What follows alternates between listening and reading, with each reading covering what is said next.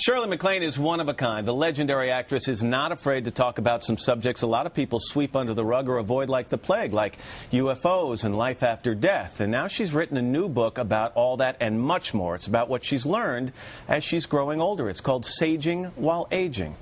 And I love this lady. Shirley Maclaine, nice to have you back. Nice How you doing? Great, thank you very much. Tell me about the title. Why'd you call it that? Saging really denotes to me wisdom, which I hope I'm getting. Aging is obvious. I'd rather sage than rage. There's a lot going on that I'm unhappy with, and I've learned to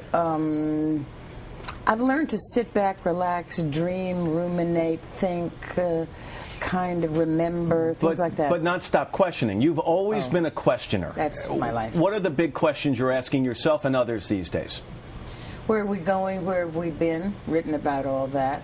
What is around that we don't acknowledge? Why don't we acknowledge it? Why is our government not acknowledging some things that other governments do, namely UFOs? Yeah, you got a lot of attention. I think it was far back as the 1980s when you started talking about UFOs and life after death. And have your views on these things changed at all as you've gotten older? Do you still believe the same things you believed back then? Yeah, just more amplified because I've learned more about it. How'd you learn more about it?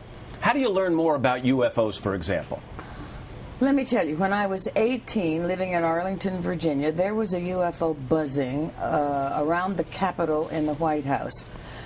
You probably weren't born. I was alive, recorded it in my diary. It's had a tremendous effect on me. General Samford got on the air and said, they're not Russian and they're not ours. We don't know who they are.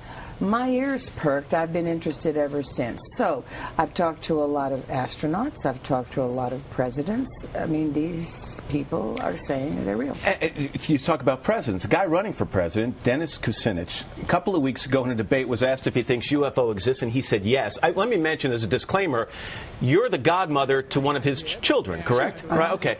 When he said yes, first of all, were you cheering from the sidelines? I thought that was terrific that a presidential candidate admitted it. If they had asked Governor Bill Richardson, he would have too, because he is the governor of UFOs in New Mexico. Except, though, it's still got a lot of attention. A lot of people kind of raise their eyebrow when a guy who's running for president says it. So how far away are we, Shirley, from a time where a guy like that can say it without somebody wanting to give him a breathalyzer test? If my book works, maybe a year. Quickly, huh? Quickly. It's time. Many countries have released their files. Argentina has, Brazil, France. Let's do it. You write in the book a lot about facing death. Every time someone says to me, I'm at peace with death, I'm at peace with dying, I don't quite agree. I'm not. Well, it's easier to be at peace with that than it is to be at peace with a lot that's going on in life, don't you think? Perhaps. So are you at peace with the process and the idea of death? As long as it's not painful. I don't want that. What have you learned about death I'm sure you've had friends who have died. You're of the age where you're probably losing some friends. Does each We're death... all thinking about a nurse, where the nurse is going to stay.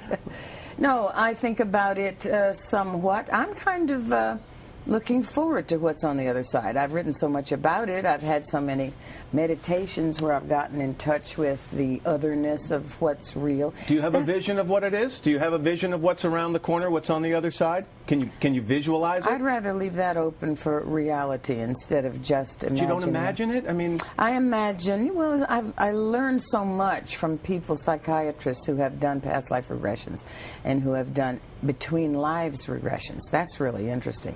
Life between lives. Fascinating. So I learned a lot about what their patients have said. Therefore, my imagination is a little colored by the information that I've already gleaned. But that idea of how our consciousness lives without the body is fascinating to me, and it's very reassuring. You don't really go. Every time I've been around you, and it's been now 20-something years that I've had the pleasure of interviewing you, I always walk away from the interview thinking she's one of the most outwardly confident people I know. Are you inwardly confident also? Does anything scare you? Madmen who say they're at the head of democracy scare me.